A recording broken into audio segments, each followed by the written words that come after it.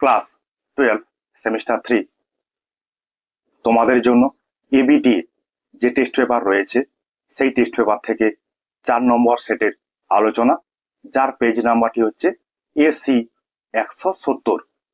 তোমরা কোশ্চেনগুলো যতই প্র্যাকটিস করবে ততই কিন্তু তোমাদের ভালো, তাতে তোমরা পরীক্ষাতে ভালো নাম্বার পাওয়ার অনেকটাই সুবিধা হবে। চলো দেখি আজকের সেটের প্রথম কোশ্চেন কি রয়েছে। রুশ জার্মান অনাক্রমণ চুক্তি স্বাক্ষরিত হয় কত খ্রিস্টাব্দে? 1939 খ্রিস্টাব্দে রুশ জার্মান অনাক্রমণ চুক্তি স্বাক্ষরিত হয়েছিল। নিম্নলিখিত কোন রাষ্ট্রটি ন্যাটো এর সদস্য নয়? অপশনগুলো ভালো করে দেখবে। আলবেনিয়া, ফ্রান্স, পোল্যান্ড এরা কিন্তু ন্যাটোর সদস্য, কিন্তু চীন ন্যাটোর সদস্য নয়। কোশ্চেন যখন হাতে পাবে অবশ্যই কোশ্চেনগুলো ভালো করে পড়বে। বিশ্বের প্রথম সমাজতান্ত্রিক রাষ্ট্র কোনটি?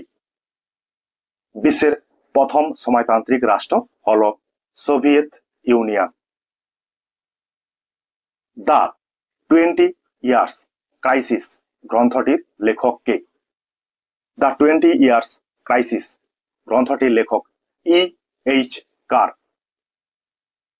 ভারতের জোট নিরপেক্ষ নীতি হল, এটা কেমন? গতিশীল।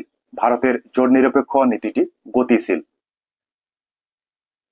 38 ডিগ্রি অক্ষরেখা বরাবর কোন রাষ্ট্রকে দুভাগে ভাগ করা হয়?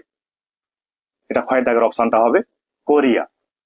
কোরিয়াকে 38 ডিগ্রি অক্ষরেখা বরাবর দুটি ভাগে ভাগ করা হয়েছে, উত্তর কোরিয়া এবং দক্ষিণ কোরিয়া। NACB এর পুরো কথাটি কি? এর পুরো কথাটি হচ্ছে নন অ্যালিগনেট কোঅর্ডিনেটিং ব্যুরো। এটা হলো NACB এর পুরো অর্থ। এই শব্দটি জোট নিরপেক্ষ আন্দোলনের সঙ্গে যুক্ত। নিচের বিবৃতির সাথে কোন ব্যাখ্যাটি মানানসই খুঁজে নাও। এইখানে ব্যাখ্যা দেওয়া আছে 4টা এবং একটি বিবৃতি দেওয়া আছে। বিবৃতিতে বলা রয়েছে মার্কিন যুক্তরাষ্ট্র ও সোভিয়েত ইউনিয়নের মধ্যে ঠান্ডা যুদ্ধ সংগঠিত হয়েছিল। তোমরা ব্যাখ্যাগুলো দেখে নেবে কি কি লেখা আছে। এখানে যে অপশনটি অ্যান্সার হবে সেটা হচ্ছে ব্যাখ্যা খ, সোভিয়েত ইউনিয়ন ও মার্কিন যুক্তরাষ্ট্রের মধ্যে মতাদর্শগত বিরোধ। কোন 5টি রাষ্ট্রকে পঞ্চপ্রধান বা বিগ 5 বলা হয়? দেখবে এখানে 4টি স্থায়ী রাষ্ট্রের নাম উল্লেখ রয়েছে, মার্কিন যুক্তরাষ্ট্র, চীন, ব্রিটেন, রাশিয়া, কিন্তু এখানে আরেকটা স্থায়ী রাষ্ট্রের নাম দেওয়া নেই, সেইটা অপশন থেকে খুঁজে বের করতে হবে। আর এই কোশ্চেনের অ্যান্সার হবে ফ্রান্স। তোমরা কিন্তু সবাই জানো স্থায়ী সদস্য রাষ্ট্র কোনগুলি। IMF এর পুরো নাম কি? এর পুরো নাম হচ্ছে ইন্টারন্যাশনাল মনিটারি ফান্ড। অ্যান্সারটা কি হবে ভালো করে শুনে নাও, ইন্টারন্যাশনাল মনিটারি ফান্ড। এখানে কিন্তু কোনো অপশনটাই ঠিক নয়, মানে ছাপানো ভুল হয়েছে, তোমরা কিন্তু একটু দেখে পড়বে। বিশ্ব স্বাস্থ্য দিবস কোন দিনটিতে পালন করা হয়? বিশ্ব স্বাস্থ্য দিবস 7ই এপ্রিল দিনটিকে পালন করা হয়। এই কোশ্চেনটা একটা ভালো কোশ্চেন। ইউনিসেফ পশ্চিমবঙ্গের কোন প্রকল্পটিকে ইউনাইটেড নেশনস পাবলিক সার্ভিস অ্যাওয়ার্ডে সম্মানিত করে? কন্যাশ্রী। আমাদের পশ্চিমবঙ্গে যে কন্যাশ্রী প্রকল্পটা রয়েছে, এই প্রকল্পের মাধ্যমে মেয়েরা যাতে আরো বেশি উচ্চতর শিক্ষায় শিক্ষিত হতে পারে, তার জন্য এই কন্যাশ্রী ব্যবস্থাটা করা হয়েছে। এই কন্যাশ্রীকে ইউনিসেফ সম্মানিত করেছিল। সাধারণ সভার বার্ষিক অধিবেশন বসে প্রতি বছর। সেপ্টেম্বর মাসের তৃতীয় মঙ্গলবার। সম্মিলিত জাতিপুঞ্জের সদর দপ্তর কোথায় অবস্থিত? সম্মিলিত জাতিপুঞ্জের সদর দপ্তর জেনেভাতে অবস্থিত। শূন্যস্থান পূরণ করো। শূন্যস্থান সম্মিলিত জাতিপুঞ্জের সদস্য নয়, মানে এখানে যে চারটা অপশন দেওয়া আছে তার মধ্যে কোনটি সম্মিলিত জাতিপুঞ্জের সদস্য নয়? ভ্যাটিকান সিটি সম্মিলিত জাতিপুঞ্জের সদস্য নয়। ভারতের প্রথম পারমাণবিক শক্তি পরীক্ষার প্রকল্পটির নাম কি? স্মাইলিং বুদ্ধ। ভারতের সংসদের উপর সন্ত্রাসবাদী হামলা হয়, সেটা কত সালে এবং তার ডেটটা অবশ্যই জানতে হবে। 13ই ডিসেম্বর 2001। পরে একটা স্তম্ভ দেওয়া আছে, সেই স্তম্ভটা আমাদের মিলাতে হবে স্তম্ভ এ এবং স্তম্ভ বি। এইখানে স্তম্ভ এতে কয়েকটা বিষয়ের কথা বলা আছে এবং স্তম্ভ বিতে তার সঙ্গে কোনটা মিল হবে সেই বিষয়টা দেওয়া আছে। দেখো, প্রথমে আছে আন্তর্জাতিক বিচারালয়ের বিচারপতির সংখ্যা কত? এটা হচ্ছে হবে 15। ইউনেস্কোর কাজ কি? ইউনেস্কোর কাজ আমরা সবাই জানি, শিক্ষা ও সাংস্কৃতিক উন্নয়ন। তারপরে রয়েছে ইসিও এসওসি এর সদস্য সংখ্যা কত? 54 জন। মানে ইসিও এসওসি এটার মানে হচ্ছে অর্থনৈতিক ও সামাজিক পরিষদের সদস্য সংখ্যা কত? 54। আর শেষে যেটা আছে নিরাপত্তা পরিষদের অস্থায়ী সদস্য সংখ্যা কত? সেটা হচ্ছে 10। এইভাবে তোমরা মিলিয়ে দেখবে। এই যে কোশ্চেনটি, এর অ্যান্সার হবে ক্ষয়ের দাগের অপশনটি। ভারত ও চীনের মধ্যবর্তী সীমান্ত রেখাকে বলা হয় কি? ম্যাকমোহন রেখা বা McMahon line. Poverty and feminism a entitlement and deprivation গ্রন্থটির লেখক কে? এই গ্রন্থটির লেখক অমর্ত্য সেন। কোন গ্যাস নির্গমনের ফলে ভোপালে গ্যাস দুর্ঘটনা হয়েছিল? এটার অ্যান্সার হবে মিথাইল আইসোসাইনায়েট, যেটাকে মিক বলে, MIC। 2020 সালে কোভিড-19 মহামারী প্রথম দেখা যায় কোথায়? চীনে প্রথম কোভিড-19 মহামারী দেখা যায়। ঘটনার সময় অনুযায়ী ক্রম নির্ণয় করো। এইখানে কয়েকটা ঘটনা দেওয়া আছে, তার ক্রম নির্ণয় করতে হলে আমাদেরকে তার সালগুলো জানতে হবে, তাহলেই আমরা অ্যান্সারটি খুঁজে পাবো। তোমরা একটু খাতা পেন ব্যবহার করবে। কোভিড-19 কত সালে দেখা দিয়েছিল? 2020 সালে। NPT স্বাক্ষরিত হয়েছিল কত সালে?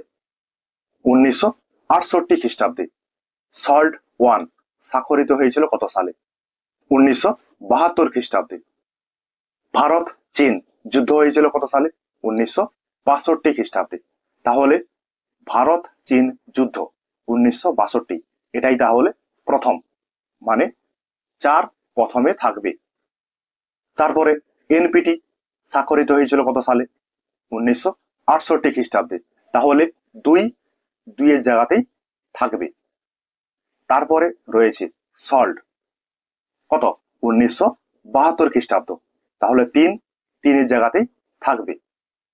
কোভিড-19 2020 যেটা শেষে আসবে। তাহলে দেখো কোন অপশনটা অ্যান্সার হতে পারে। অপশন ক এই কোশ্চেনের অ্যান্সার। স্বাধীন ভারতের প্রথম উপপ্রধানমন্ত্রী কে ছিলেন? সর্দার বল্লভভাই প্যাটেল। জম্মু ও কাশ্মীর রাজ্যের ভারতভুক্তি হয়, মানে জম্মু কাশ্মীর কত সালে ভারতের অন্তর্ভুক্ত হয়েছিল? 26 অক্টোবর 1947 সাল।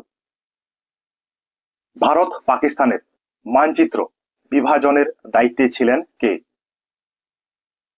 স্যার র্যাডক্লিফ বা স্যার সিরিল র্যাডক্লিফ। 1948 খ্রিস্টাব্দে ভারতীয় সেনাবাহিনী দ্বারা হায়দ্রাবাদ দখলের ঘটনাকে বলা হয় কি? এটাকে বলা হয় operation polo. Train to Pakistan গ্রন্থের লেখক কে? ট্রেন টু পাকিস্তান গ্রন্থের লেখক খুশবন্ত সিং। কততম সংবিধান সংশোধনে ভারতে রাজনৈতিক দল ব্যবস্থা সাংবিধানিক স্বীকৃতি লাভ করে? 52তম সংবিধান সংশোধন, যেটা 1985 খ্রিস্টাব্দে সংগঠিত হয়েছিল। নিচের কোন রাজনৈতিক দলটি ভাষাভিত্তিক রাজনৈতিক দল? ডিএমকে। ডিএমকে ভারতবর্ষের প্রথম আঞ্চলিক দল এবং এটি একটি ভাষাভিত্তিক দল। এনডিএ এর পুরো কথা হলো ন্যাশনাল ডেমোক্রেটিক অ্যালায়েন্স। এটা কিন্তু বিজেপি যে জোট, সেই জোটের নাম।